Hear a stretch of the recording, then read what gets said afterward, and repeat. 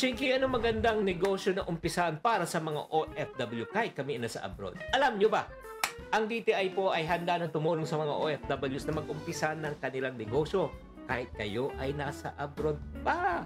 Paano yan? Yan ang pag-uusapan natin sa episode na ito. Hi there, this is Chinky Tan, your pambansang wealth coach, ang ating mga modern heroes na tinatawag nating OFW. Malaking challenge po para magtayo ng negosyo. Kasi sa totoo lang, habang nasa ibang bansa sila, ang hirap talaga patakbuhin kung via remote control. Pero yun nga, hindi naman pwede habang buhay na sa abroad. Kailangan talaga ng fallback. At syempre, ang hirap naman pag kayo babalik dito, tsaka kayo mag-uumpisa. Mas maganda na habang kayo nandun, may tumatakbo na ng negosyo at pinagkakitaan para pagbalik mo, transition na lang po. Ito lang pag-aralan po natin to. Number 1, ako napakaganda nito, online selling. Nako, bakit swak to? Kasi kahit nasa ibang bansa ka, pwede mo i-manage ang business.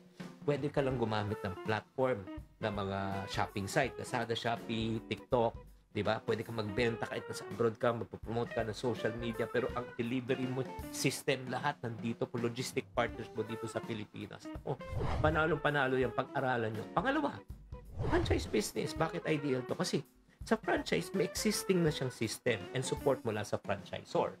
Halimbawa, food cart, laundry shop, water filling station. Ang kailangan lang talaga maghanap ka ng low maintenance franchise. Huwag yung mataas po na franchise fee, yung mga affordable lang since kayo ay nagtatry. Pangatlo, ito pa, napakaganda nito para sa mga kababayan nating OFW kahit nasa abroad kayo. Real estate or rental business. Diba? Or Airbnb. Kasi pwede kang magpaupa ng bahay, apartment. Diba? Condo or if not naman, yung semi-passive income. Mag-i-invest ka lang sa mga malalapit sa schools, business districts, mga call center, tsak na tsak po, meron kang demand. Or if not man, e-loading. Diba? Yung mga bills payment system, small capital. Ang importante lang, meron kang katiwala dito na magpapatakbo. At syempre naman, ito pa, taniman, agribusiness, bili ng lupa, tamnan, livestock, poultry, diba? Pwede naman tayo mag-hire ng katiwala, yung mga marurunong na talaga para sila mag-umpisa. O last but not the least, ito, kahit nasa abroad ka, pwede mo umpisahan to. Service-based business. Online freelancing. After your work from 9 to 5, tapos after, pwede ka mag-freelancing.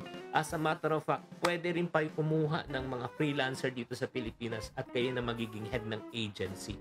Kung makikita nyo talaga, ang dami talagang opportunity, mga kababayan kong OFW. Kahit kayo ay nasa team abroad, pwede kayong kumita. Piliin lang ang negosyo na pasok sa iyong lifestyle. At the same time, huwag pasukan ang mga bagay na hindi mo pa alam. Sana nakatulong po tong episode na ito sa inyo. Kahit nasa abroad kayo, pwede kayong mag-umpisa ng negosyo. Tatandaan, tamang karunungan, tamang disiplina po ang susi sa pagyaman.